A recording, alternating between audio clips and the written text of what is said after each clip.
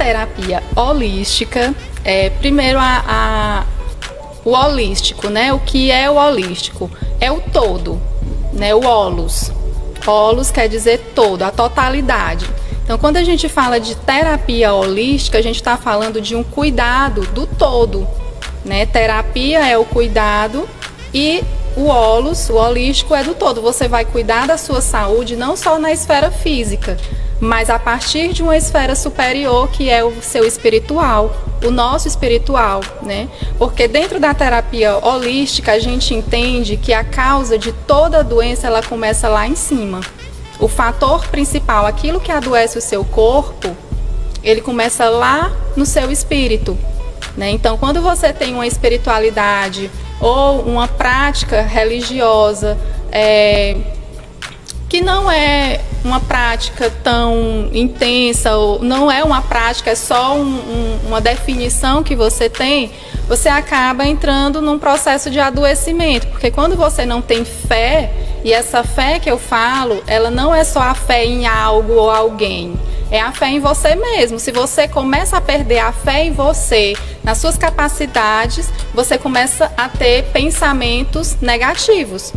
O autoconhecimento, ele é o processo, como o próprio nome já diz, né? De você se conhecer na sua essência. Tirar essa casca que foi construída pela sociedade, porque eu acho isso muito interessante. Muito do que nós somos não é porque a gente decidiu ser, foi porque a sociedade me fez ser desse jeito, né? Você começa a enfrentar, através desse processo de autoconhecimento, das ferramentas que você busca, você começa a perceber que você não se encaixa tanto naquilo, que você não se encaixa tanto nesse padrão, nessa estrutura, e você vai começando a voltar a praticar aquilo que você realmente é, sem medo de ser feliz, como diz o single, né? Eu até, antes estavam conversando com a Gabi aqui, e por experiência própria também, que o autoconhecimento, ele não é fácil, ele não é um conto de fadas. Vou me autoconhecer aqui, vai ser tudo lindo, maravilhoso, vou me redescobrir quem eu sou, o que é a minha essência. Não, na verdade, ele é um tapa na cara, né? É um tapa na cara, porque Marcos, você acha que é uma coisa, e quando você começa a ter essas ferramentas, você vai se descobrindo uma outra pessoa. Exatamente. Totalmente diferente daquilo que você construiu no seu imaginário. Você tá ali, a pessoa mais perfeita do mundo. Exatamente. E aí, quando você começa a trabalhar essas ferramentas, você busca acessar o que há de melhor em você. Isso também é a busca pela espiritualidade, né?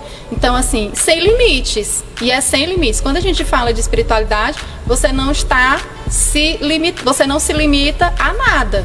É o conhecimento que você busca, é o conhecimento que você vai atrás, construir a sua percepção, as suas convicções, né? E segue a sua vida sem se enquadrar, sem se encaixar em nenhuma religião, né?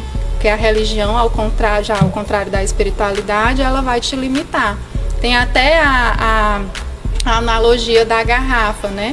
Que a religião, ela é a garrafa, e a espiritualidade, ela é o que está dentro da garrafa, né? Então, ali dentro da garrafa, a espiritualidade, o conhecimento, ele está limitado. Você tira, você sabe. Por isso que, não é difícil, é muito comum a gente ver pessoas que transitam pelas religiões, né? Por quê? Porque elas estão em busca de algo. Elas estão em busca de encontrar algo ou alguém, né? Tipo assim, um ser superior, um direcionamento. Isso. E muitas vezes, na maioria até das vezes, as pessoas precisam ter esse direcionamento. Precisam, exatamente. Porque não é fácil, como a gente questionou antes, o autoconhecimento não é uma coisa de conto de fadas. Eu passo boa parte do meu tempo desmistificando a meditação. Por quê? Porque a gente entende, muitas vezes, que a meditação, ela é um processo espiritual, e ela não é. A meditação, ela é um processo única e exclusivamente neurobiológica, né?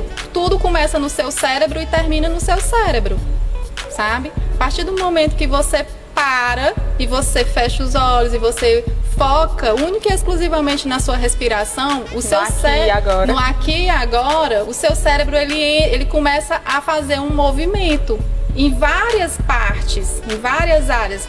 Por exemplo, você começa a meditação numa área do teu cérebro, aí você progride esse momento que vai passando por outra área do cérebro e termina numa outra área do cérebro, sabe? Então, tipo, você pode agregar o fator espiritual ao seu momento. Mas se você não quiser colocar nenhum valor espiritual na sua meditação, o efeito que ela vai te causar é o mesmo. Sabe? Você não vai deixar de se conhecer, você não vai deixar de viver aquele momento presente porque você não colocou uma oração, ou não colocou uma música, ou não fez uma prece, não usou um terço. Não, o processo ele é todo neurobiológico. Está relacionado à raiva. Essa pessoa ela passa muita raiva, né? Então observa a tua emoção com esse sentimento de raiva, né? Isso eu percebi porque eu tinha uma cliente de terapia que ela tinha muito problema no fígado dela, sabe? E tipo assim, era do nada, ela era uma pessoa que ela cuidava muito bem da saúde corporal dela, ela fazia atividade física e tudo mais. Aí é engraçado que eu percebi isso e ela não percebeu, porque toda vez que ela ia lá no espaço, ela tinha passado por uma raiva assim exorbitante. Ah, eu fiquei com ódio, uma coisa, não sei o que. Aí teve o problema e tudo mais. Eu disse, tu já parou pra pensar que toda vez que tu se queixa de problema de fígado, foi logo depois que tu passou por um estresse, por uma raiva, uma emoção, com esse sentimento muito forte. Aí ela, sabe, ela começou a observar. E aí ela foi modificando isso, porque não é um trabalho fácil, né? Você muda comportamento, mas você não muda personalidade, né? Diferente. Então ela começou a se observar, a perceber isso. Eu tenho também uma história parecida com isso, mas não no fígado. Mas era tipo assim, era toda vez que eu sempre fui uma pessoa que eu me frustrava muito rápido.